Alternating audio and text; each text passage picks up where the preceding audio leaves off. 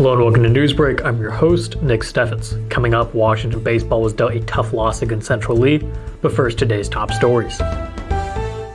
And Washington County plans to relocate public health offices to Orchard Hills building to, in the future, have raised concerns about displacing Hillcrest Family Services, a provider of mental health crisis services. Although the county supervisors unanimously approved an ongoing lease agreement with Hillcrest, they cautioned that it wouldn't be permanent. The monthly lease, which lasts until June 30th of 2024, has an automatic renewal clause. Hillcrest pays $31,040 annually based on the county records. Supervisor Jack Seward Jr., also a board member of the MHASI, Mental Health and Disability Service Region, acknowledged the office's importance in the local mental health network and assured Hillcrest managers of ongoing communication during the planning process. The relocation is part of a compromise plan worth $2.44 million aimed at avoiding the displacement of high-traffic offices in downtown Washington. Renovations using American Rescue Plan Act funds must be completed before January 1st, 2027. Supervisor Marcus Fedler expressed confidence in finding alternative space within the town and mentioned the need for construction within the next 12 to 18 months. Hillcrest Family Services representatives declined to comment. Mount Pleasant First Presbyterian Church hosted a meeting led by Bob Bartles, a volunteer with the World Relief Organization, to discuss ways the community could support Ukrainian refugees. As the war in Ukraine continues, many Ukrainians are seeking assistance through the Uniting with Ukraine program announced by President Joe Biden. The program offers Ukrainian citizens fleeing the war an opportunity to come to the United States. Bartles, along with 2 Ukrainian refugees, shared their experiences with sponsorship. The refugees expressed gratitude for the support they had received and their desire to establish themselves and contribute to their new community. Bartles highlighted the rigorous security vetting process for Ukrainian applicants and the responsibilities of sponsors, which include providing financial support and helping refugees with critical documents and establishing a new life in the United States. The Mount Pleasant community expressed willingness to support Ukrainian refugees and help them integrate into society. The Paws and More Animal Shelter in Washington has announced a surprise adoption fee waiving event for this weekend. The shelter will waive adoption fees for cats that are at least a year old if donors bring canned cat food instead. However, the regular adoption fee of $105 will still apply to kittens. The shelter expressed its excitement to find wonderful new homes for their cats and encourage people to donate pate-style kitty food. The cats available for adoption have already been spayed, neutered, vaccinated, microchipped, and are ready to provide love to their new owners. The announcement was made through a Facebook post where the shelter expressed its dedication to helping animals in the anticipation of seeing them placed in loving homes. Chuck McClenning has opened C.R. McClenning Studios in the former location of the Main Street Art Center in downtown Mount Pleasant. After serving on the board of the Art Center, McClenning took over the space to ensure that artists still had a place to showcase their work. The gallery, which opened this month, has received positive foot traffic, with visitors expressing excitement about its presence. While the gallery currently features mostly McClenning's artwork, he plans to incorporate pieces from local artists and continue monthly art exhibits. McClenning aims to add variety to the exhibits, including unique materials and sculptures. He envisions offering a range of exhibits and classes in the future and plans to hold Meet the Artist events every first Thursday of the month. The upcoming artist, Deb Scott, will display her sculptures, reflecting her genuine and expressive style.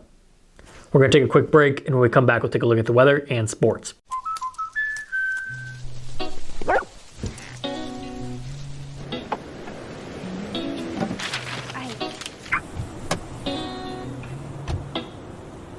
Protection is important, especially when you're talking about your dreams, which is why we're going to keep you covered with plans that can save you up to 23% when you bundle your home and auto. That's protection.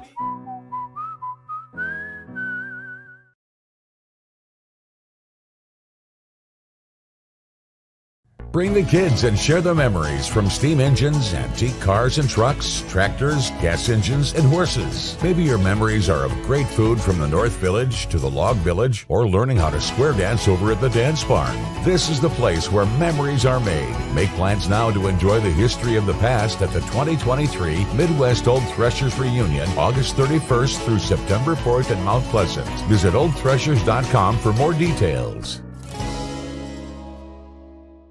Unbelievable amount of devastation. I've never seen anything like it. We had a beautiful barn that was gone in 20 minutes. Farm Bureau stepped up right away and said, hey, we got you and we'll be there for you. We were taken care of. Now we could get on to repairing and rebuilding. I tell everybody about Farm Bureau. We're fortunate to say we have good coverage with good people doing it. Contact Farm Bureau agents Tony Starr and Mike Welcher in Mount Pleasant today. Hello and welcome back to Newsbreak. I'm your host, Nick Steffens. Coming up, your 5-day forecast, but first, obituaries. Laura Linda Spain of Salem passed away on June 18th at the age of 55. A celebration of life will be held at a later date. Murphy Funeral Home is in charge of the arrangements. Norman Lee Thomas of Washington passed away on June 19th at the age of 81. A celebration of life will be held at 1:30 p.m. June 14th at the Jones and Eden Funeral Home. Stephen Sidwell Lamb of Grinnell passed away on June 17th at the age of 68. A visitation will be held from 5 to 7 p.m. June 22nd at Smith Funeral Home. Virginia Ann Stutzman of Iowa City passed away on June 19th at the age of 89. A funeral service will be held at 10 a.m. June 24th at the Sharon Center United Methodist Church. The Beatty Peterson Funeral Home is in charge of the arrangements. Robert Latimer Thomas of Columbus Junction passed away on June 19th at the age of 101. A funeral service will be held at 10:30 a.m. June 26th at the Columbus Junction United Presbyterian Church. Snyder and Hollenbaugh Funeral Home is in charge of the arrangements. That was obituaries. It is now time for your 5-day forecast. Today has been 88 degrees and mostly sunny. Tomorrow it will remain mostly sunny and the high will be 90. Looking at the weekend, it'll be 91 and partly cloudy on Saturday. On Sunday, it'll be mostly sunny with a high of 89. Finally, on Monday, it'll be mostly sunny and a bit cooler with a high of 85. We're going to take another quick break, and when we come back, we'll take a look at sports. At 5 Star Community Credit Union, we want to help you lead a better life. We offer competitive rates and convenient appointment times for all kinds of loans: auto, recreational vehicles, home equity, line of credit, holiday, and personal loans. We make it easy to build your credit and enjoy the good things in life. We invite you to join 5 Star Community Credit Union. We are community-minded and member-focused. Come visit our locations in West Burlington and Mount Pleasant or online at 5starcu.org. Federally insured through the NCUA, Equal Housing Lender. At Brown Shoe Fit, we pride ourselves on traditional sit and fit service that's been serving the Mount Pleasant area since 1952. At Brown's, we have shoes for the whole family. From kids to adults, we carry the finest footwear for every occasion. Whether you're looking for something for work, casual wear, or exercise, we've got you covered. And don't forget about our selection of safety toe footwear for both men and women. Come visit us 6 days a week and experience the best in traditional sit and fit service. Brown Shoe Fit, where quality and tradition meet. Welcome back to Newsbreak. I'm your host, Nick Steffens. It is now time for sports. The Washington baseball team took a tough loss at Central Lee on Tuesday night. The Demons saw a 2-run lead disappear in the non-conference clash. Central Lee came back in the middle innings to beat the Demons 4-3.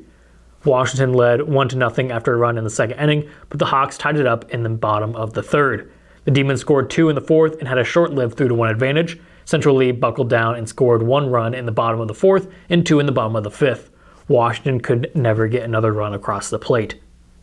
The Demons have now lost 3 games in a row against the Lee County squads. Washington is sitting at 4-15 overall. The Demons will play another game in Lee County on Thursday. Washington puts its 4-7 SEC mark on the line in Game 3 against Keokuk, who is 7-12. The Cardinal softball team dominated the non-conference game against Mount Pleasant, securing a 12-0 victory. The Comets showcased their strength on both offense and defense, recording 17 hits while limiting the Panthers to just 1. Cardinal took an early lead with Emma Becker scoring on a pass ball in the opening inning. They extended their advantage in the second inning with Cynthia Albert, Summer LaRue, and Ashlyn Patrick crossing home plate. The Comets continued to pull away, scoring 2 runs in the 4th, 5th, and 6th innings. 7 different players contributed with 2 hits each for Cardinal, including Nicola McClure, who also had 2 RBIs. McClure also earned the win as the pitcher, allowing only 1 hit and striking out 3. The victory lifted Cardinals' record to 11-2, while Mount Pleasant dropped to 4-19. That is the news for Southeast Iowa. I've been your host, Nick Steffens. This has been your News Break.